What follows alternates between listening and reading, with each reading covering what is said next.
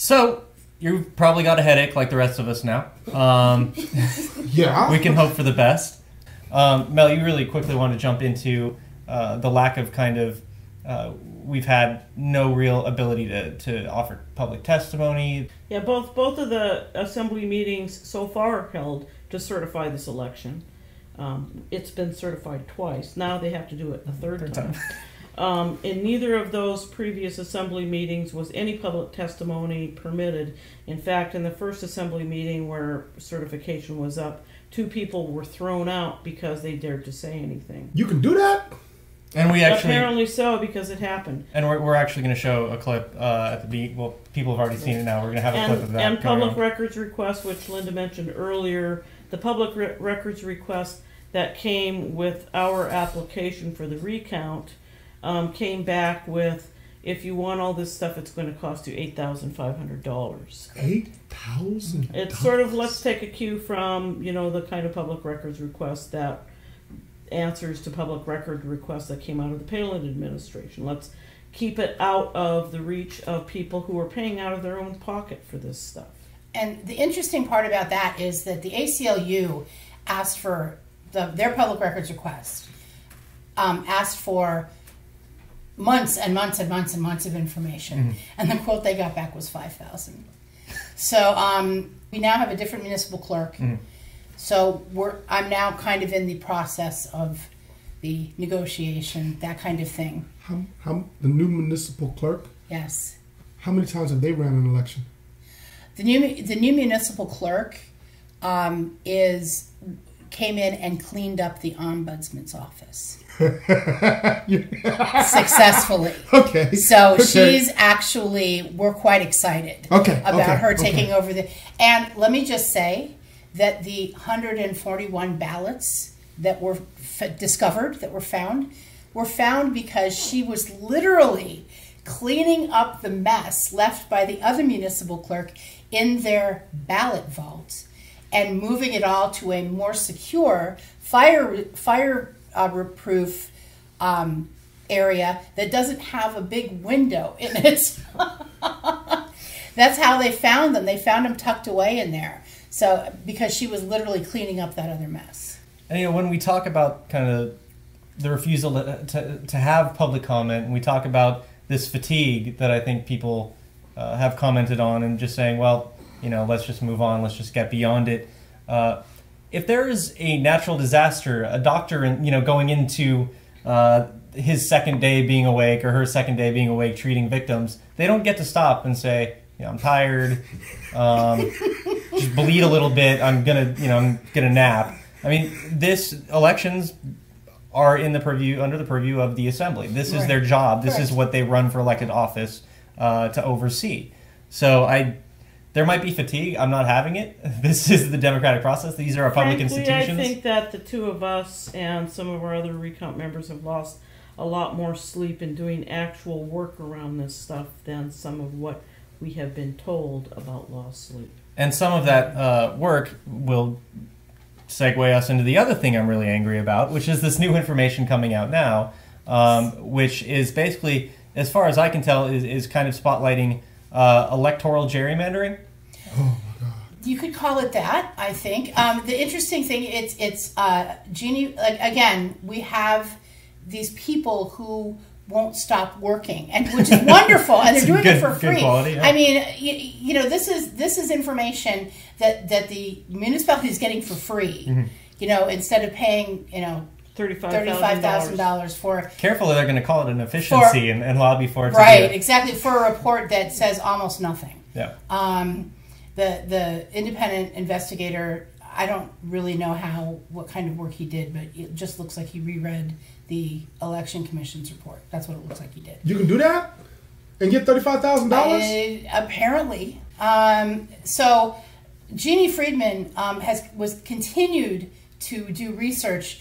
One of the things that we discovered in this whole process was that all of the reports put out by the municipality, by the municipal clerk's office, in regards to ballot distribution, how many ballots went to each precinct, how many ballots come back from each precinct.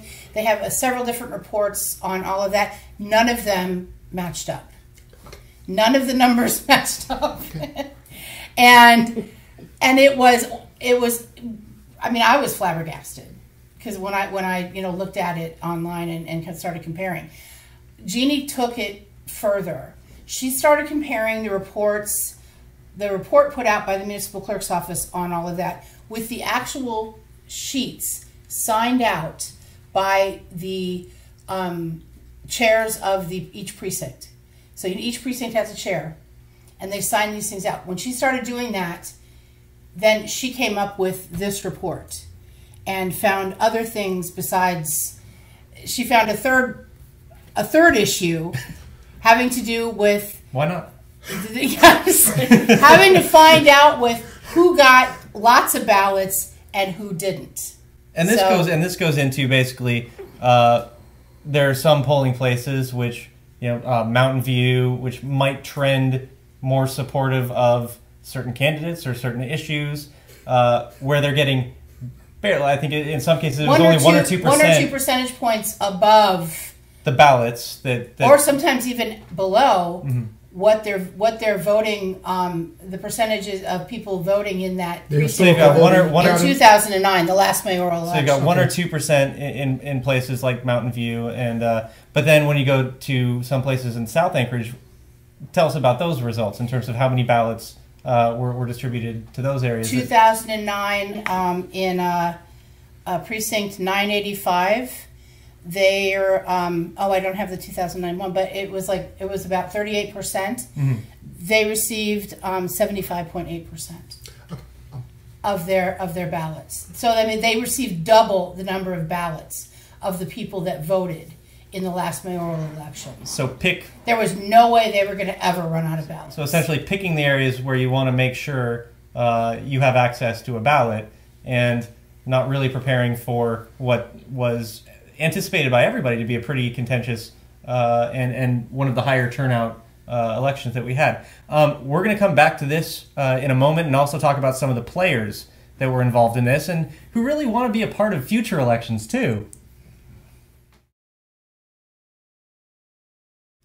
All right, we're back.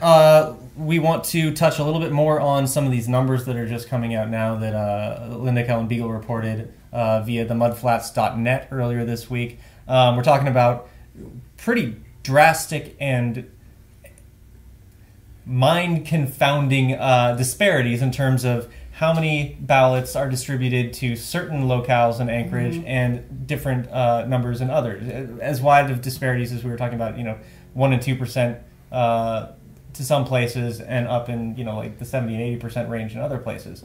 So if you could please elaborate on that.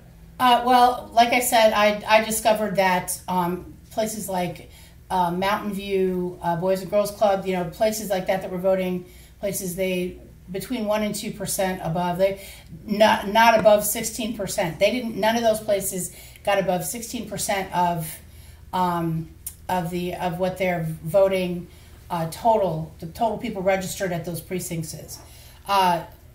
People that did, for example, Shiloh Baptist Church. Both pastors, senior and junior, are very anti-gay. Their voting total for the mayor's race was 17.34%. The ballot percentage that they received in 2012 was double that, 34.8%. There's no way they were probably going to run out. For the Abbott Loop Community Church, one of the other anti-gay churches, 37.14% in 2009 mayoral race.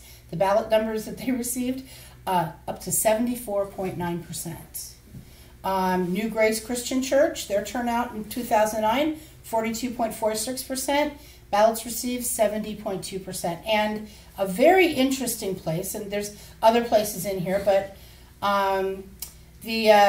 a church called Chapel by the Sea. I think we remember that from an earlier segment. They had their 2009 turnout was 40.27%. Their ballots received was 75.8%. Another little interesting connection about that one particular polling place, Chapel by the Sea, besides it having been shown that they did have a guardian security person at their polling place. Private security. Right. Yeah, private security who someone complained of feeling intimidated by that. That is also the church attended by the municipal, one of the officials with the company ESS that contracted with the municipality to do all the hiring and payroll of election workers.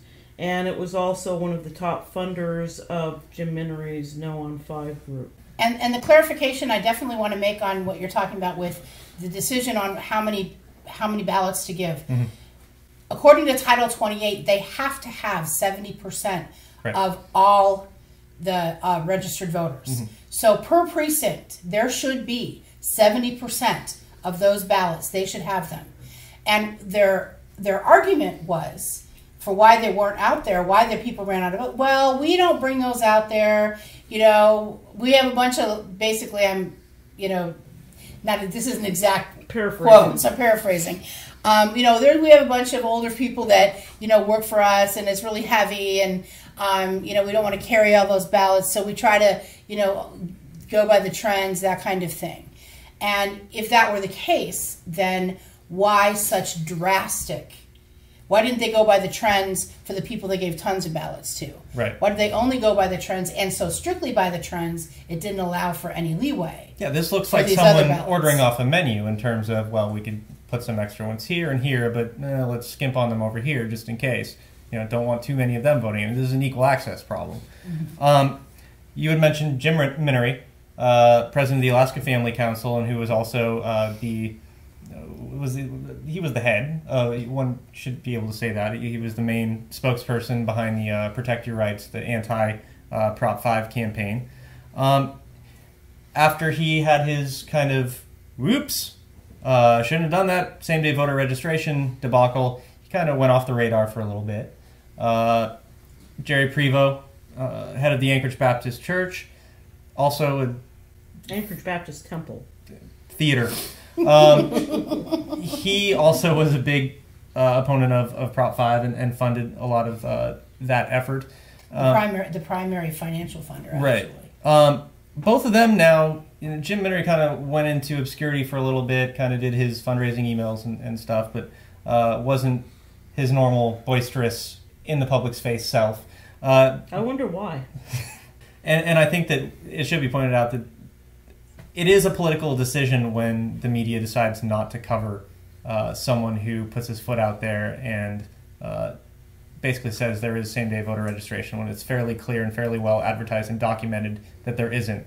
That seems pretty reeking of malconduct. So I want to get back into that when we come back from this break.